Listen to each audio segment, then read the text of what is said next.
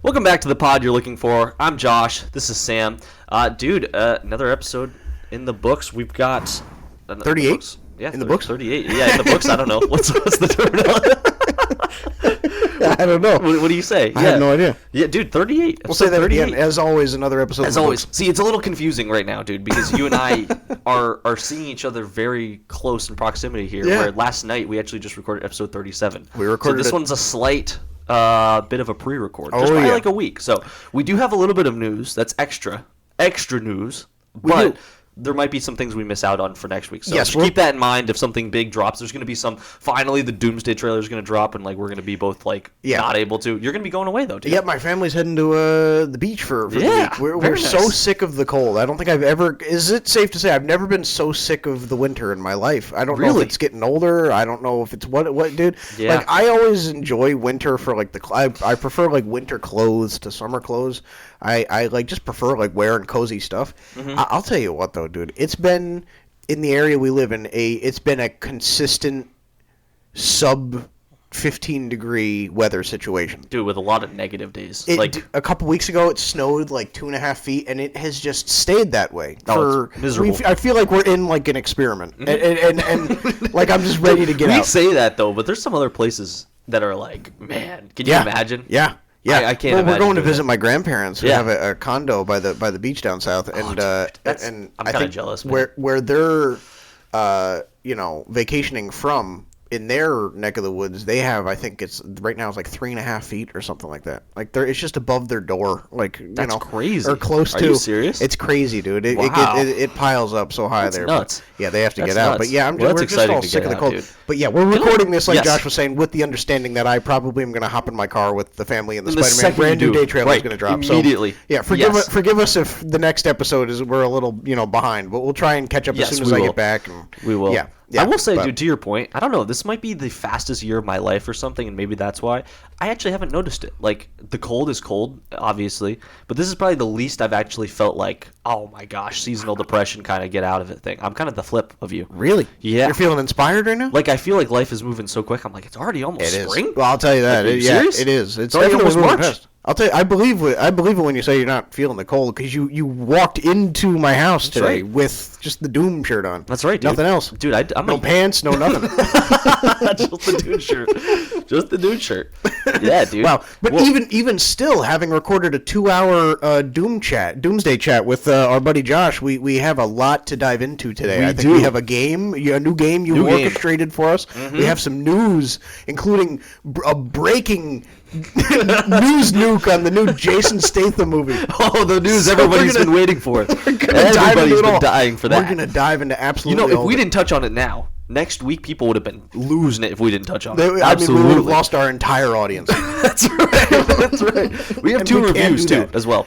You and I both got to see GOAT. Yes. So we're going to review that. I also finally watched Eternity from 2025. Oh, nice, dude. So that came out, I think, a couple months ago, and I just missed it. But yeah. Got a little review there. So cover it. Yeah, but let's lead in with that, please, with the Jason Statham thing. Can you sure. Please bring that up? Let's jump into some Galactic Transmissions here. Hold on. Let me pull up the first article that we've got here. All right, so this is an article that word for word I copied this. Jason Statham is set to play himself in the official new action comedy from the same team that created Bullet Train and The Fall Guy. The movie's titled Jason Statham Stole My Bike. Only Jason Statham. This is, to give him credit, as laughable as some of his, career ventures are, I would say there's not somebody that's more consistent in Hollywood than Jason Statham. Consistent in what way? I think every time you see him, it's like, the beekeeper.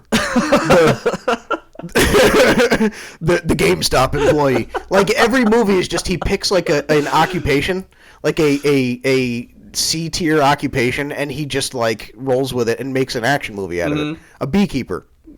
Yeah, sure. Jason Statham. Sure. The babysitter. Jason Statham is the babysitter. You know what's so funny to me? There's something about playing yourself that's just the most like. It feels like he pitched it to people and he was like, we gotta do this. We gotta do it where I'm playing myself. That's what it is. I think he's constantly I think he knows somebody and he's just going into their office and I don't know. This guy do you think he just has a bunch of yes men around him? I think so. And he knows a few rich people and he's like, yeah.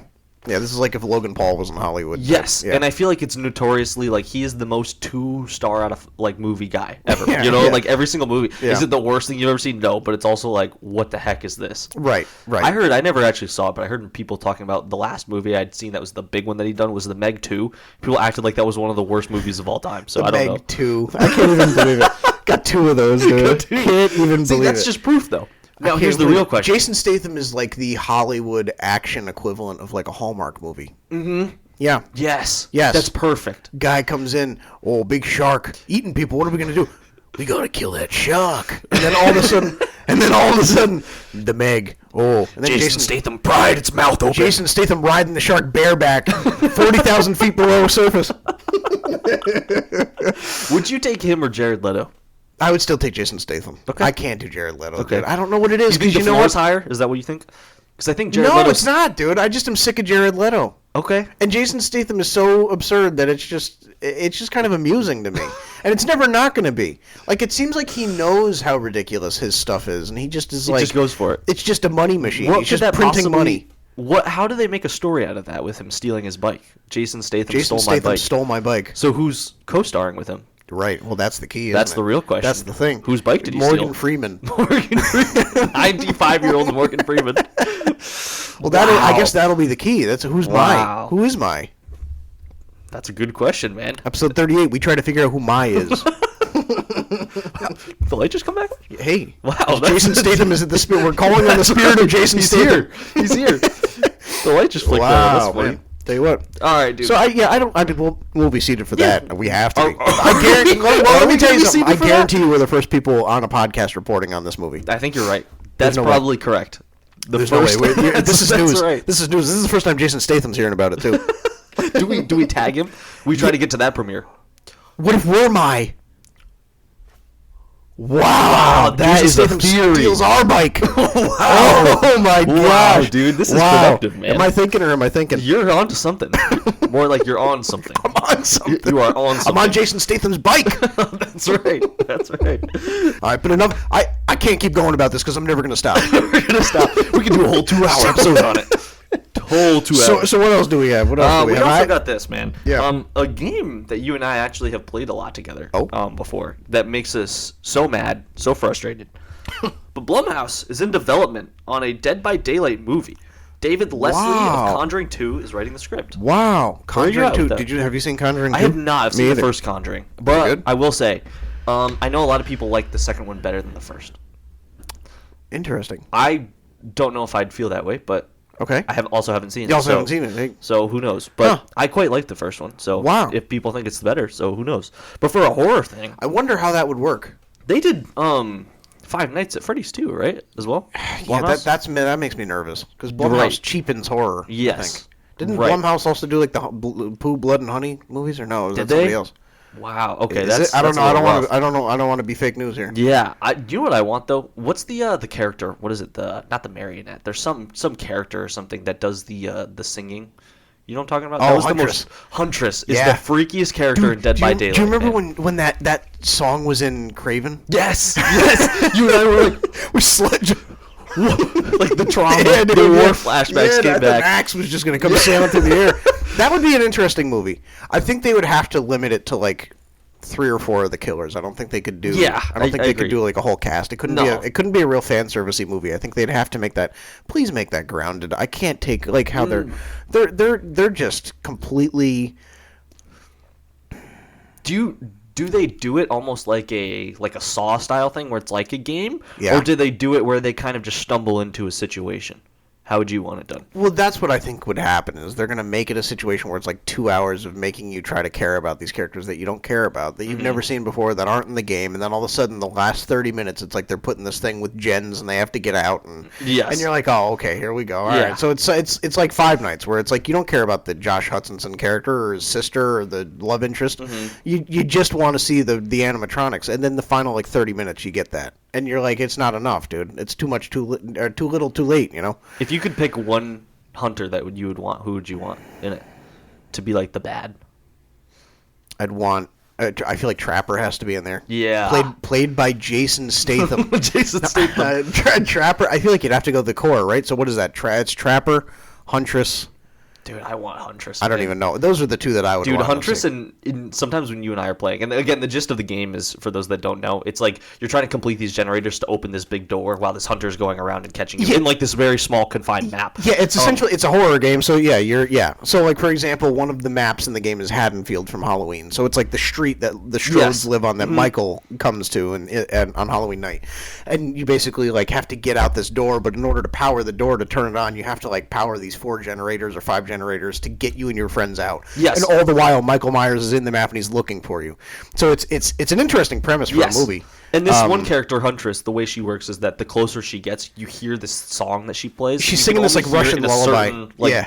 Proximity. It's this lullaby, and it's so creepy. It's creepy, dude. And sometimes it's funny. There's like this one map that's like a lab, so it's up and down, less so than out. Yeah. And you can, so it'll like sound like she's right on top of you, and maybe she's not because she's like a floor below. Right. She could just be downstairs. Or she could be right on top of you. Yeah. And it's that game is so funny playing that at night. But it's hilarious. I'd be interested in it. I would be absolutely. I just am disappointed lately with how Blumhouse loves to kind of like butcher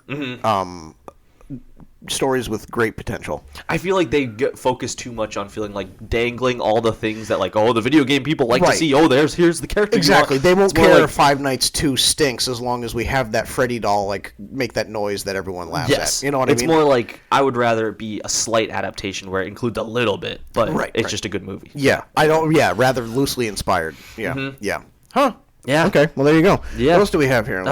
This is also this is not very movie heavy, I guess, but I just wanted to bring it up because it looked so cool to you. Oh. They did the PlayStation drop the other day where they do like the announcement of all the new games coming out. Oh yeah. And we had like the flip State of this play or whatever? where the John Wick movies came out, right? But we just had the John Wick game announced, dude. And I'll tell you what, if you are having a bad day at work, you need to go download this game when it comes out. This thing looks awesome. Does it? Is there gameplay or is it just a cinematic? There's gameplay. Yeah, dude, really? it looks so cool. What type of game is it? What is it like a? I don't know exactly the gist. It looks like you're doing like some sort of like it looks like a story game that you're just going through. Oh, sweet! Like almost like an Uncharted, like a linear story. Exactly. Okay. Oh, sweet! Oh, that'd be pretty cool. Yeah, we're hitting that and the James Bond game. Yeah, the 007. Yeah. What is it called? First Light.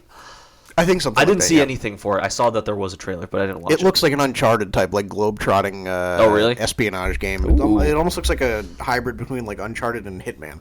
Oh, okay. Yeah, it looks pretty good. Wow. Okay. I'll probably wait until it's on sale. I'm not gonna like buy that. Yeah. No. There's not many games. Do you do that? Where are you at with games right now? Gaming? No, not much. I mean, there's just not much time. Are you just like a wait all year for Black Friday type guy? Yeah, or usually they'll drop it like. I don't know. They'll do some sort of like drop occasionally with those PlayStation Plus things. Yeah. Right? And then it's like, boom, you're set. Yeah. Honestly, dude, I haven't played in a minute.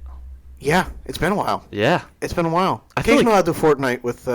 Yeah, it sometimes switches, dude, where like now I get up so much earlier in the day. And I know that sounds stupid because that's just like usual adult life. But now I get up early, so then you go to bed late. And it's like, I'm tired, man. Usually, like the weekend comes and it's like, all right, let me stay up Friday night. Now I'm asleep by 10:30. That's what I'm saying, shoot, dude. Yeah, usually. I don't got time. Does that bum you out?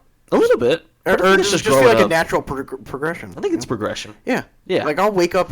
I'll get to work sometime like around 8. I'll leave work at like 4, and then I'll like go to the gym. I'll get home from that at like 6:30, and then I'll just like edit the podcast clips until it's time to go to bed. And I just am like, can I say something depressing to your point? I feel like I felt that much these past couple weeks. The like feeling of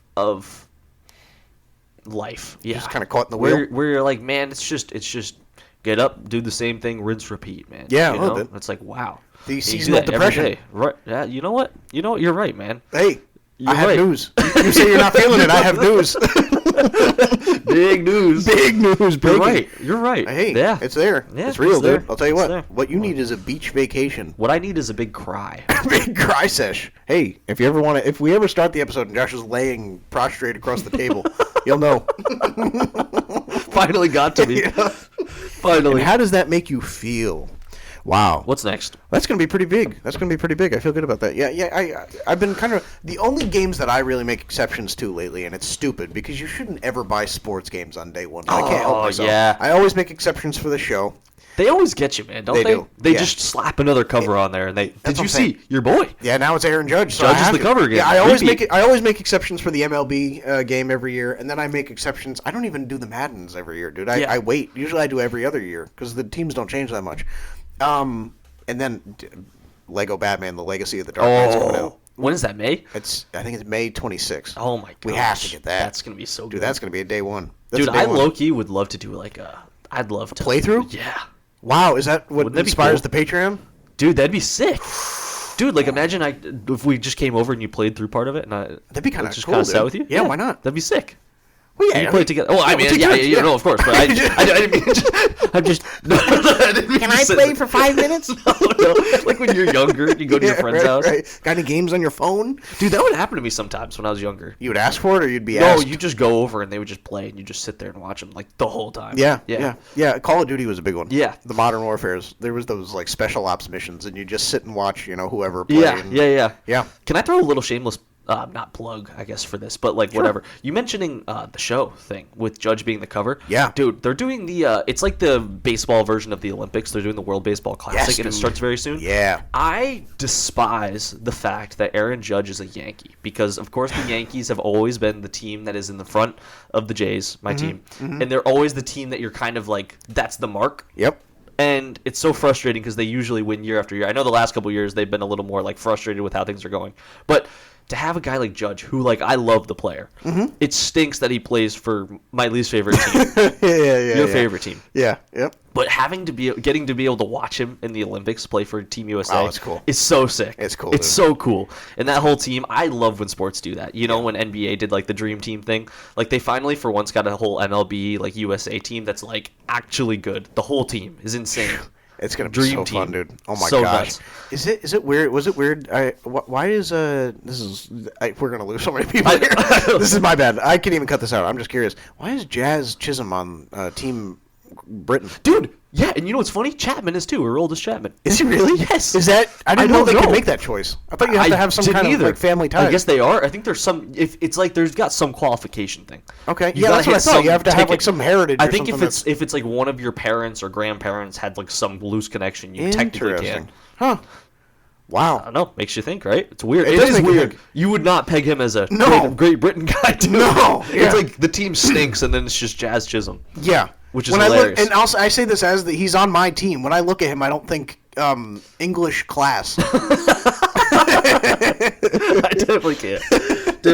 Wow. What's next? That's enough. Well, we have Joe Keery wants to play Harry Osborn in the MCU. Is this a tease, or do you think he's already set to? He was, I don't know. He was asked by somebody recently, and he was like, I would love that.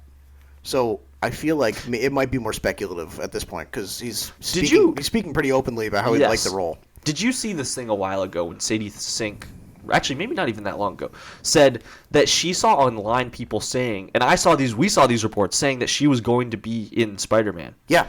And then she was like, huh, that's weird. And then she got a call like a couple weeks later, and she was like, oh wow, yes. I'm actually in Spider-Man. That's weird. She almost like Do you think these things are like actually there's some smoke to it? Because for a while ago, there was a report that he was going to be in it. Yeah, for years people have been saying either Joe or Chalamet, and then Chalamet got almost too big for it. So now but with Joe, they were saying multiple times, I've seen that MCU's eyeing him to have him in some role, and that he's going to be in Spider-Man. Yeah. And then I saw things walk that back a little bit with Spider-Man. But anyway, it just makes me wonder, maybe he's already in it, or maybe they already had the plan to. He'd be great. Similarly, he would be awesome. I would love him as a Harry. Yeah, Harry would be awesome for him. 100%. The only downside I see to this, and you know what, it might not be that much of a downside anyway, because honestly, I think the actor at this point is a little too old to pull off the role. For a while, there was a rumor that Giancarlo Esposito might be Norman Osborn. Oh. Which obviously now he was the guy in... I was like, Harry? Now he was the guy in... Right, I know. I know. Where are you going? I know. It's like the Steve Buscemi, hello, how are we doing, fellow kids? Yeah. No, he was rumored to play Norman Osborn for a while, and then obviously he ended up playing the whatever guy in Brave New World. So it's almost like you can't... What even was his name, that role? I don't even know what it was. He would have been an awesome Norman. Who would you want to be your Norman? 10 years ago, I would have said Giancarlo. Now he's like a little, Yeah. Yeah. It was kind of funny. Like, you see him in Better Call Saul, and he's supposed to be playing, like, a younger version of himself, but you can see he's, like, holding his, like, gut in. I know. They had him in, like, he's, one like, of those... limping because he's got, like, arthritis in his knees, and he's supposed to be, like, 30 years old. Yeah. I don't know who I'd pick. I'm horrible with fan casting. That's really tricky. He would have to be how old? Mid-50s, right? Yeah. Mid-50s, late 50s? We'll ponder it. That's a really good question. Fan casting. I really want to be able to suggest somebody here, and I don't know.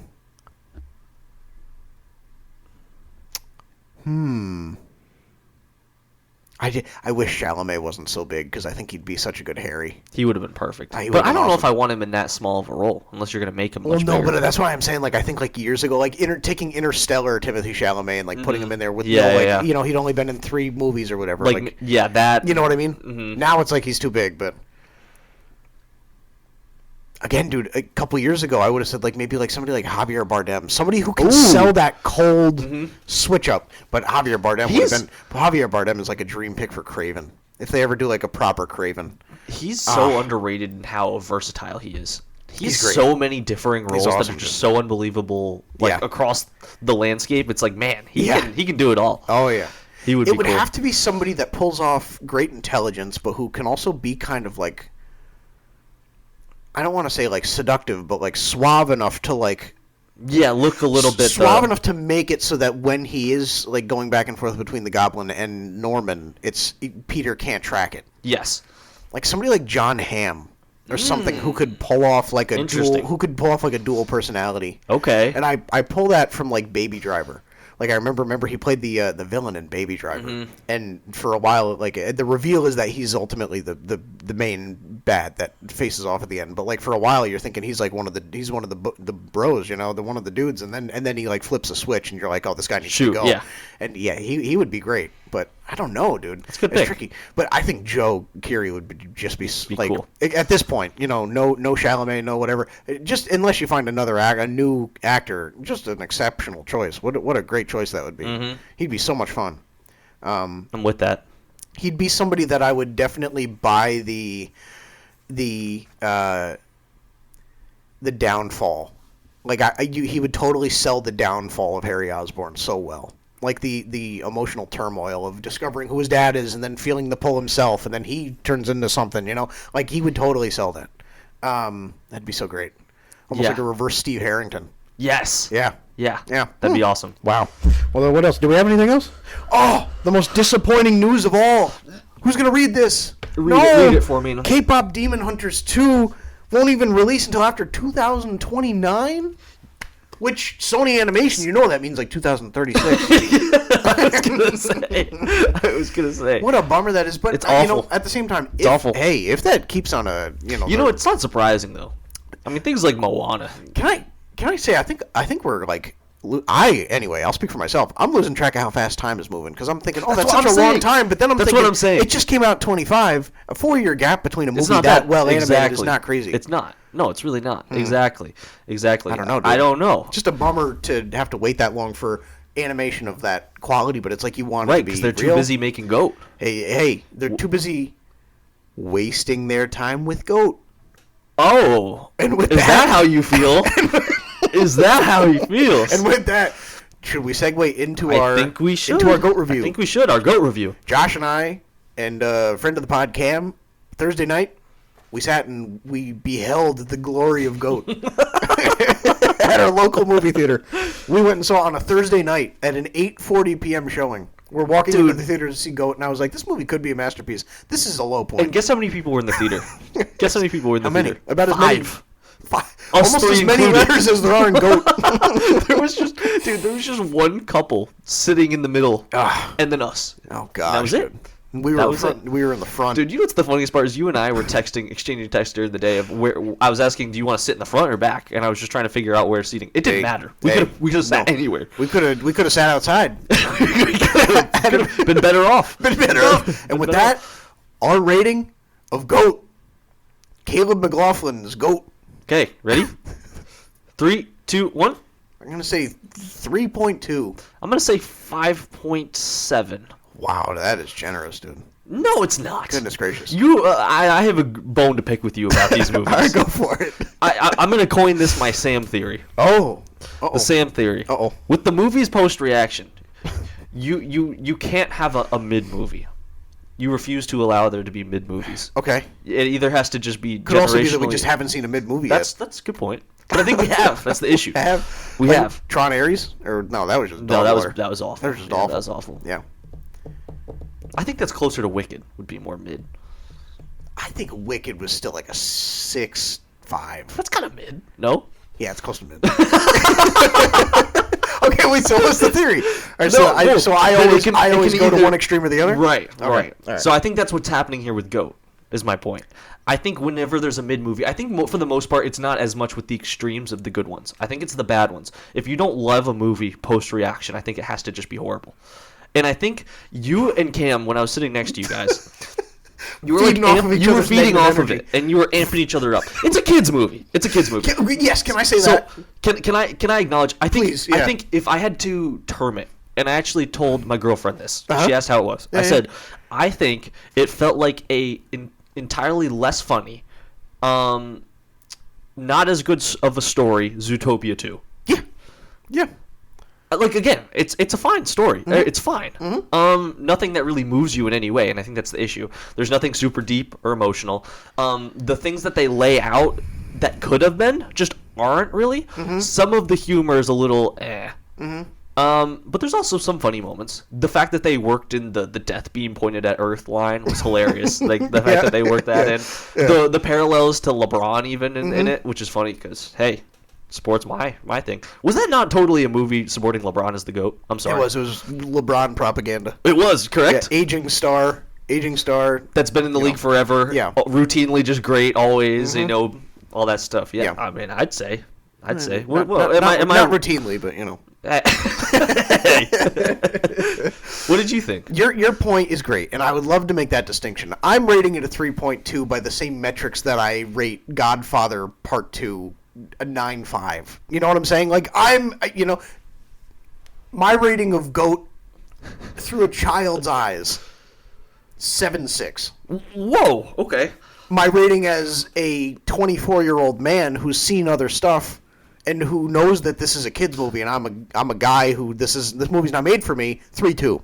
But I think there's a little bit of a give. Elementary school me would have, eaten that up, dude. I would have freaking gone crazy for that movie. Me and my buddies would have had birthday parties. We would have watched that movie, and then we would have gone in that birthday party room down the hall. We would have had goat cake, dude. Goat cake, dude. I'm telling you what, we would have loved that movie. That would have been like kids would have been walking through school with a goat shirt. They would have been, what do you think it is? Do you think it was the premise that got you, or do you think it was the lack of emotional payoff? Well, that's it. I think at the end of the day, it doesn't matter how old you are going into an animated movie. I think there's a certain standard that animated movies still have a right to move their audience. Mm-hmm. They still have a right to inject certain archetypes and tropes within a movie that can elevate it to a standard that all audiences can enjoy. And when you have to look at a movie and say, I hated the movie, but the movie wasn't made for me, it's the same thing with, like, Mark Hamill walking out of The Last Jedi and saying, I hated how they treated Luke Skywalker, but at the same time, it's not my story anymore. Well, it's like, no, but dude, you should still be able to enjoy a Star Wars experience. You know what I'm saying? Yeah. Like, I didn't like it, but I should still be able to enjoy...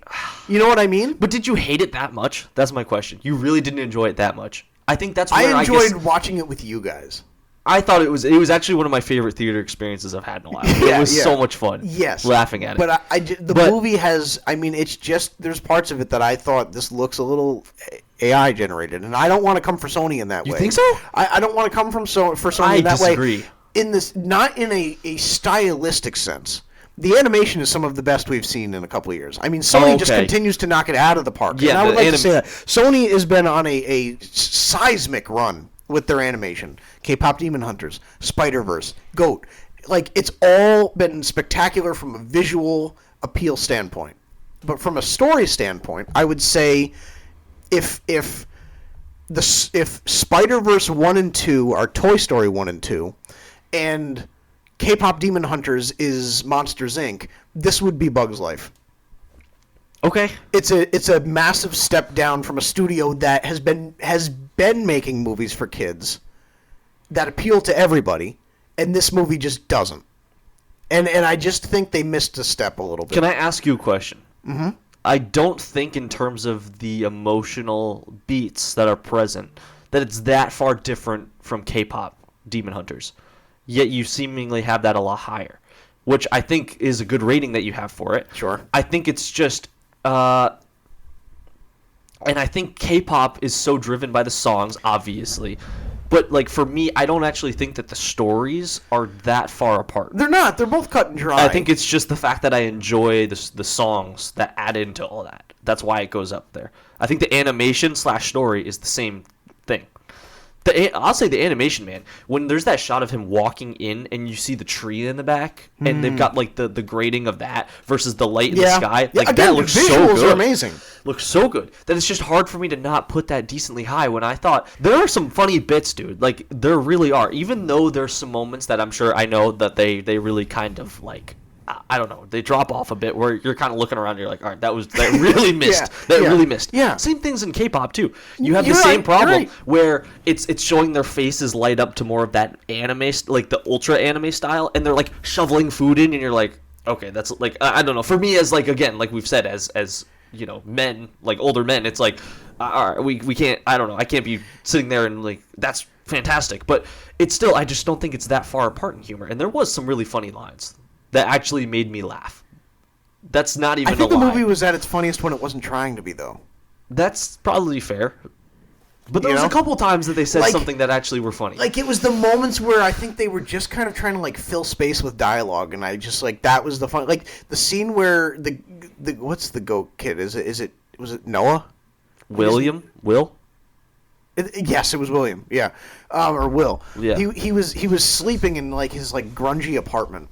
And the tenant has like all those kids, and his wife just can't stop having kids. and you hear like the dialogue where she's like, "Honey, I'm pregnant again." He's like, "Oh, that's good. It's good. It's good. It's great." And like that was funny to me. Yeah, it was. But like all the fart jokes and the spitting, no, and I this know. and that, I'm just like, you know what I'm saying? Yes, I know. I agree. Well, again, I'm not trying to say the movie was fantastic or great or good even. I'm just saying it was meh. It was a 2.5 star to me. Yeah. It was the most clear to me. I just don't like. I don't think it was that bad. I think the reason you are very right. I wouldn't rewatch it, but I definitely didn't feel like I was like so bored or like I it was not boring. I needed to get. Yeah, and I'm gonna call him out. Cam was sitting there and next to me. He's like, he was going. I need to get out of here. I was like, it's not that bad. I need to get out of here. Stop. The movie's like an hour and 20 minutes long. It's not that bad. Like it was fine. It's an okay movie. I just didn't. I think the reason you're right. K-pop Demon Hunters and Goat are very similar in orchestration and execution. I think the reason that K-pop works a little bit better is because a lot of the comedy, a lot of the animation styling, a lot of the character choices are very derivative of like the anime inspirations that they're taking from.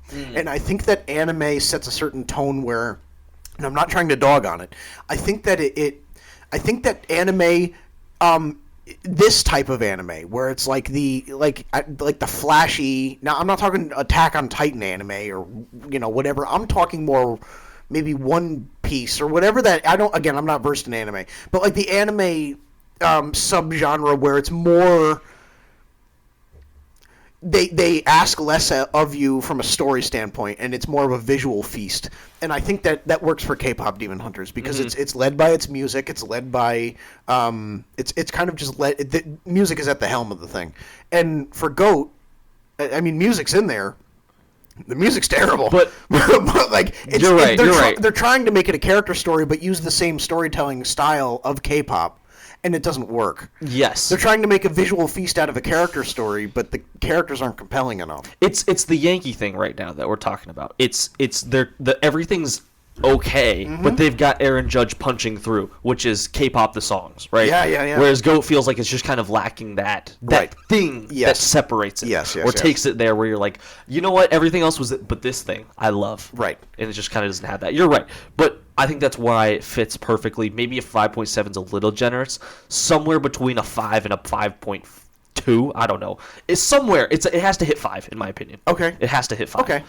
I mean, it is. I mean, I it's would not understand. A 1.5. I would understand walking by, my living room someday and my kid has this on the TV. I get it. Like, I totally understand. But I just am saying, I think there's more compelling ways to tell a story like that.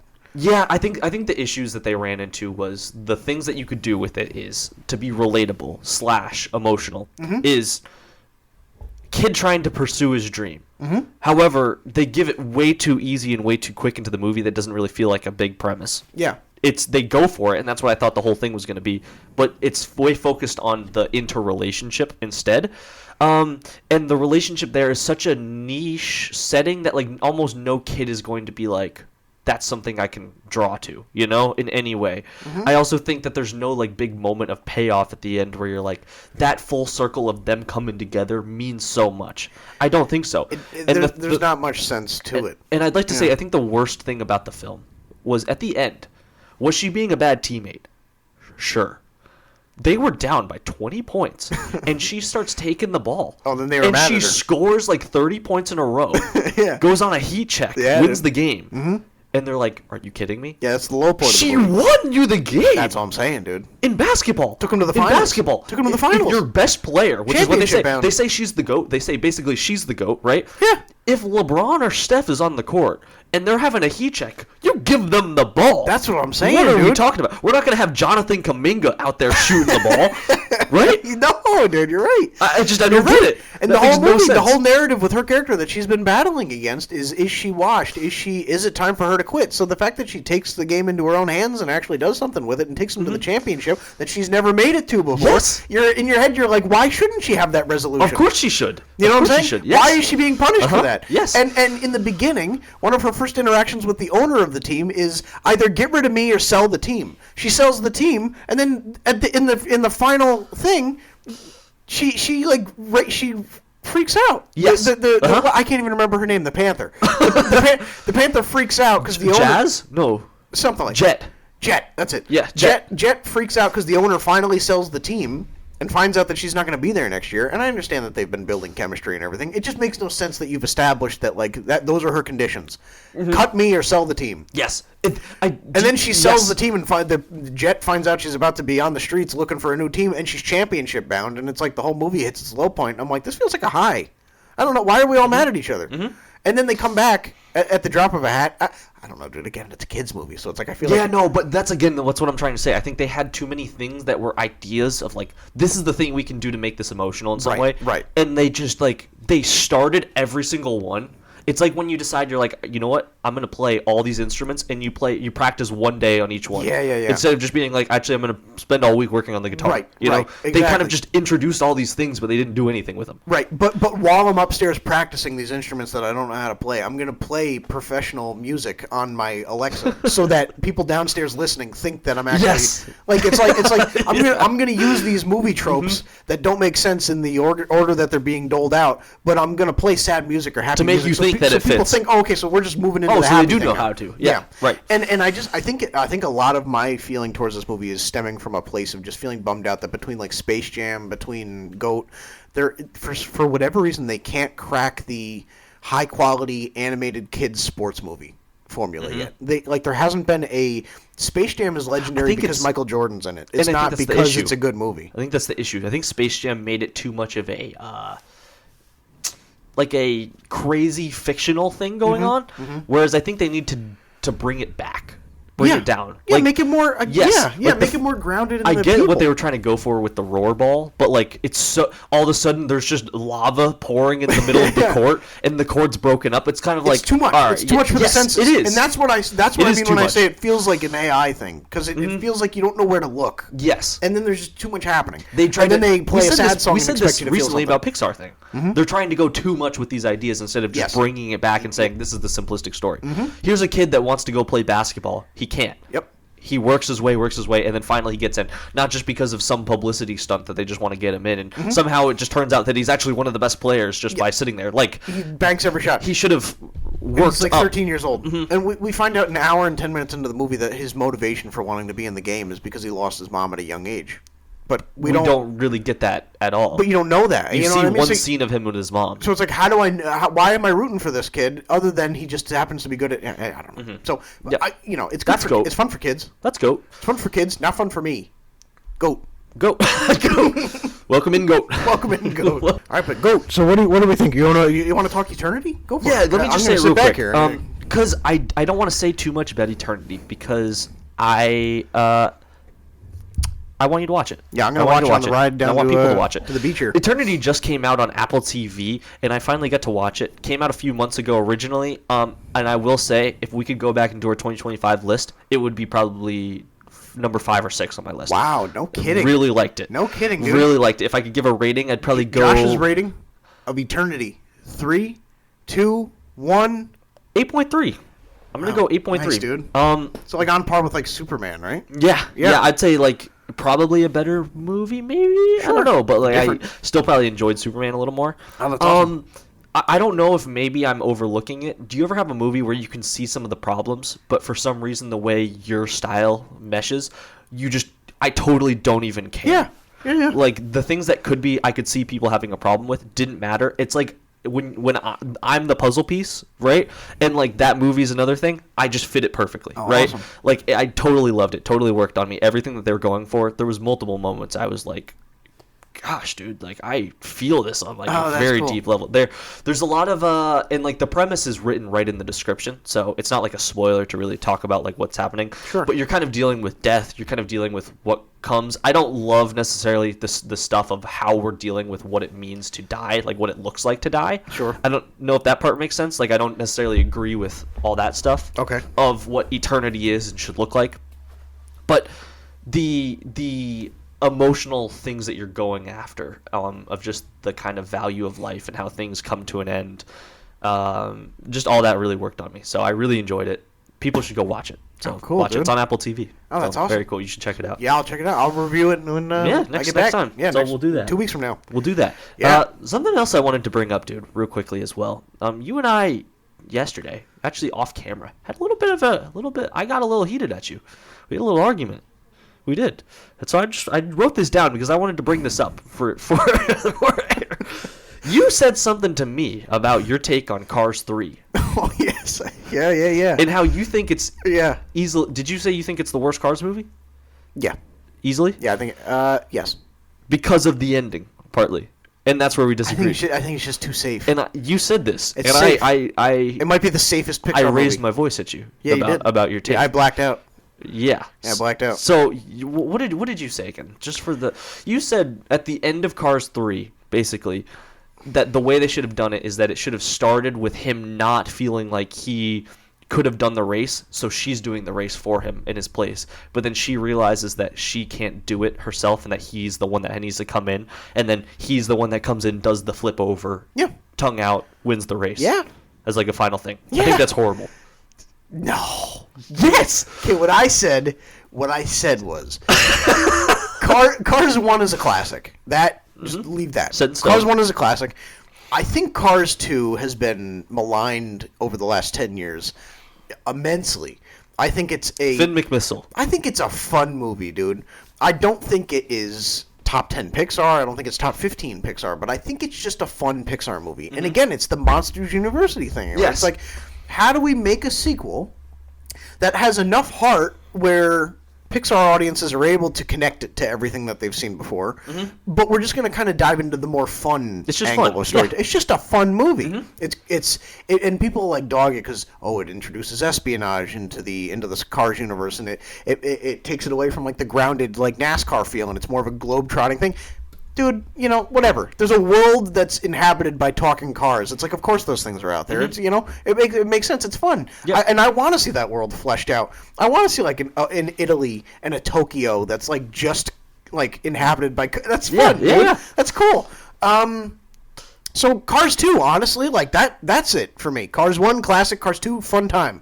Cars 3, to me, feels like they were trying to recapture the energy of the first one, but they were muddied up and chained down by fear of losing audiences in the same way that they did with Cars 2.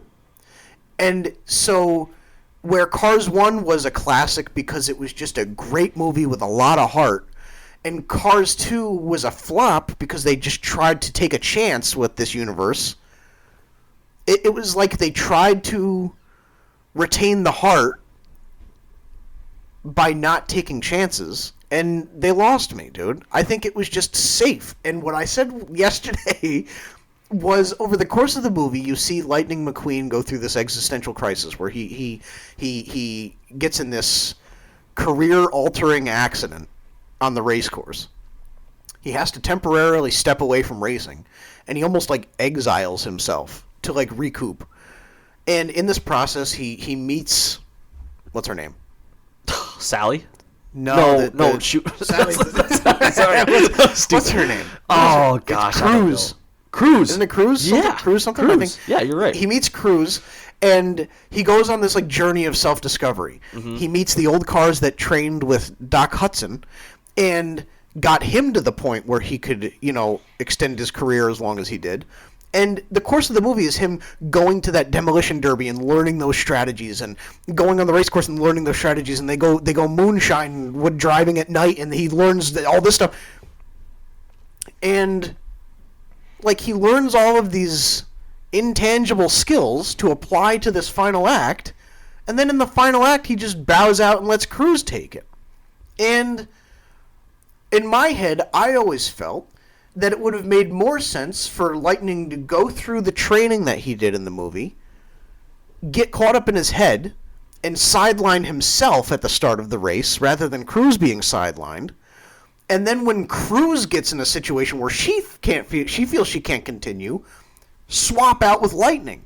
And Lightning then comes in, and he applies all the lessons that he learned, and he's the one that flips over Jackson Storm at the end, and he wins his final race. I think that's so the much perfect way worse. to end it. No, it's not. How is that worse, dude? That's so much worse. I don't care about Cruz. Because that's such a Brad Pitt thing to do, where it's like he's at the... Yeah, but how much did you like F1, though, dude? I did. You know what I'm saying? But at the same time, though, it was one movie. This is the third time. You've seen Lightning on top the whole time. I know. The point is with the movies, is with life, everything comes to an end. Yes. Everything comes to an end. No matter retire after the race. No.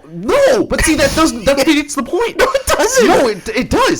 Because you don't retire if you're still on top. I mean, you can. But he's not on top. He's going out with a bang. No, but the reason he's retiring is because he doesn't think he can do it anymore. I know. Because he doesn't think he can win. So why would he retire if he wins? Because just because it's the peak. Just because it's as good as it's gonna get. Just because. No. It's not as good as it gets because he's won plenty of times before. It's no different. Yeah, but it was never like that. It was never proving something to himself. He never did it with another person in the race with him. It was never proving something to himself. It was never true. Cars 1 was proving to the world that he was the best. And then when he realized that wasn't all that life was cracked up to be, that was when he stopped himself and let Chick Hicks win, and he dragged Dynaco across the I know, I see your point. He dragged the Dynaco guy across the thing. Chick Chick Hicks was the one that won, but then Strip Weathers? Something. He pulled Dynaco across the finish line, and he took third place. Cars 2 was realizing that the publicity and all the stuff wasn't always cracked up to be, and at the end of the day, as big as it gets and as crazy as it gets, family is all that matters, and Mater's all that matters. He spends the whole time in Cars 2 neglecting Mater and trying to sideline Mater because Mater is embarrassing to be associated with, and then at the end, he realizes that friendship supersedes all the other stuff that he's been worried so much about. Cars 3 should be a third lesson. No. When I bet against myself, I need to recognize that there's always more left in the tank, and it's okay. No, that's exactly the wrong thinking. The thing is in Cars 3, he says to Cruz, he said, how do you, or she says, how do you win all your races? And he goes, well, I just never thought I couldn't. That's the point, is that finally he's having to be confronted with the fact that he knows that he's always thought he can just win, and now he knows he can't. You're so prove yourself wrong, though. No, is that life catches up with you eventually. It makes zero sense for him to beat Jackson Storm, because Jackson Storm, they said, is so much faster as a car. It's like basically... It makes zero sense for Lightning to admit defeat. No. After a trilogy of him being the only one that wouldn't give up. Yeah, and so then he's passing the torch to somebody who can. He's realizing he has to move on. Dude. That's the same thing that Doc Hudson did to him, and that's what the lesson is that now he's moving into a different role, that he's doing the thing that Doc did for him now to Cruz. The problem is Doc Hudson was 95 years old when he passed the torch to Lightning. No, and it was less about from a... Well, we don't know how old the cars are. So he's been going for a while. Doc Hudson was played by... I think the guy who played Doc Hudson passed away before the movie came out, dude. But what I'm trying to say is Lightning's been racing for so long. He's been around in the league for ages. He's still in it. Like Doc Hudson, like you go into Doc's garage and his accident that ended his career happened 30 years prior. He was a relic.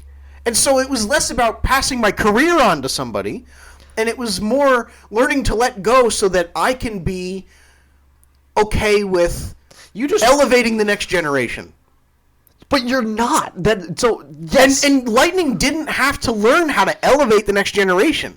I'm sorry. That is what he needed to learn. Like, Lightning was not at a point in his career yet where he needed to give up and give in and pass the torch. Like we see Lightning in the beginning of Cars 3. Up until this point, up until the beginning of Cars 3, he is at the top of his game. He's in his prime still. And he's at the point, like in GOAT, where people are like, is he washed? Is he washed? That's the conversation that's starting, but it's just starting. I mean, you want to talk about LeBron. How long has LeBron been in that conversation? For the last 10 years, people have been talking about the cliff that he's going to go over. Tom Brady had what's-his-face, Colin Cowherd, saying that there was a cliff that he was going to, Max Kellerman, there's a cliff that Tom Brady's going to fall off of. And then he won like 4 more Super Bowls. And then he went over to the Bucs and he won one more. You're contradicting your own point. No, I'm not saying I'm saying at Cars 3, you catch Lightning in the beginning of the end. So like in a month span. But you just said then he should retire after he wins this race in Cars 3.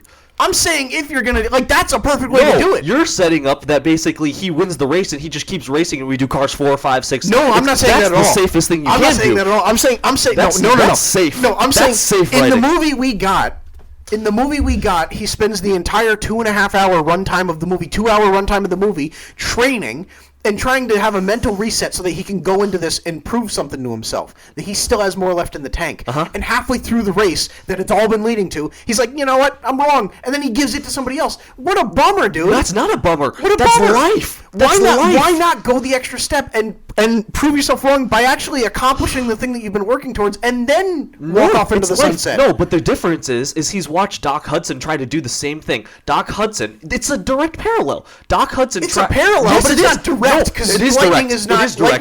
Lightning is not 65 years old. No, the difference is that it was about him being in a group of people where he's the old guy comparatively to this new generation. That's what Doc was. He was old in the generation he was in, and that's what they were showing. And guess what happened? He tried to push his limits, and he injures himself where he literally becomes like a shell of himself. Because he didn't know how. He didn't know how to push past the competition. The thing. Lightning keeps trying to do it, and keeps trying to do it, and keeps trying to do it, and he realizes he can't do it. And guess what happens? He hurts himself. No, but he doesn't do it to a bad level. But the problem is Jackson Storm comes in and he's revolutionary because he's the first electric car in the racing circuit. So Lightning is trying to beat him as if he's just a regular car, and he's not. So Lightning spends the whole movie trying to figure out how to approach a competition or opposition that's not what he's used to traditionally. He learns that, and then he's just like, I'm still not good enough. That's not like it doesn't do any service to the character. It doesn't do any service. I disagree entirely, because that's the thing is that's him letting go, him realizing he doesn't have to be this guy that has to be Mr. Ego, and he has to where basically winning is the only identity that makes him successful in life at all. That's the thing, is that then he realizes he doesn't want to be Doc. He gets to go out on his own terms in the way of him realizing, you know what? And that's great, but he can still go out on his own terms after he wins. Well, he shouldn't win. That makes no sense anyway. It does make sense, because that's what the whole movie's been building towards. But logically, it doesn't make sense for him to beat Jackson. They'd make him 115 or whatever, 215 miles an hour, and they said record pacing, and Lightning's so far behind that. Why would Lightning just be able to all of a sudden beat him? Because he's now learned how to approach something untraditionally. But he has to pack it up. He's made a career out of racing the only way he knows how against other racers, and when he goes up against an opposition that's overwhelming, it makes sense that he would look back on his experiences throughout the movie, racing on the beach, on how is that going to change it that much? Ground, on racing against a bus in a demolition derby, on racing in this track and learning to drift around the corners and this and that the way Doc used to. Like, how cool would it be to connect those dots and associate all of it? And I know we see Cruz do it, but it's like, why couldn't Lightning do it, dude? Like, why couldn't he? Cruz isn't an electric car. Because Jackson Storm is so much faster. I know, but Cruz isn't an electric car. So what? He just breaks. She's the same as Lightning, so why should Lightning be any different? I agree about that. She probably shouldn't have won the race either. She shouldn't have. She shouldn't have won the race. She should have done well. And what I'm saying is, after 10 years of loving that character, I would have rather seen Lightning flip over than this character I just met an hour ago. No, but that's the point, man. Is you have to let go. But I don't. You do. That's life. It's life. But this is Cars. So, but yeah, exactly. But if we're gonna be applicable with Pixar things, how more relatable is that? That some things in life, even as much as you tell yourself, the message today, right? In constantly across everything, right? Media, everything. Yeah. You can do anything you put your mind to. I love that message.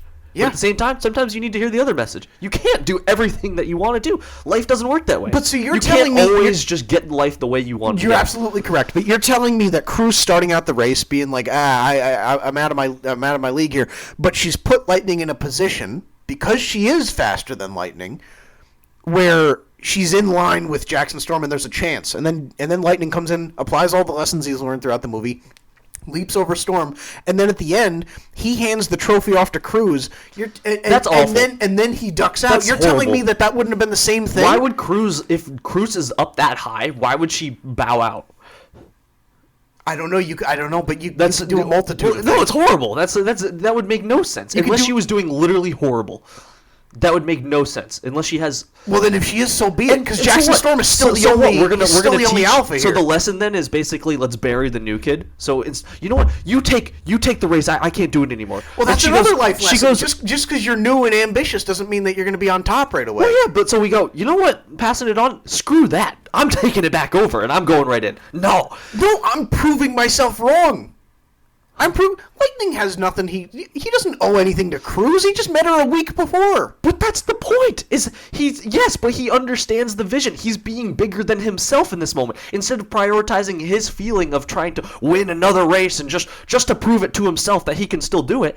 No, he realizes he can let go. He can let go and pass it to this person and give them the opportunity that he wouldn't, because she's not going to get this opportunity unless he does it.